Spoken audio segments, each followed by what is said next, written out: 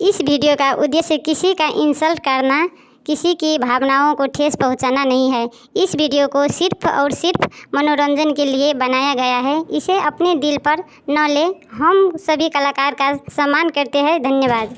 मैं बिल्ली रानी अपने ससुराल चली, माँ बाप के घर छोड़ के अपने पति का घर चली।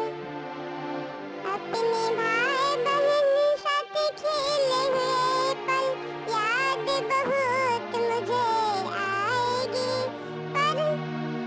पर माँ बाप को प्यार भी मुझे एक दिन भुलाना जैसा होगा, क्योंकि मुझे अपने पति का घर बसाना है। उधर मुझे अपने सास ससुर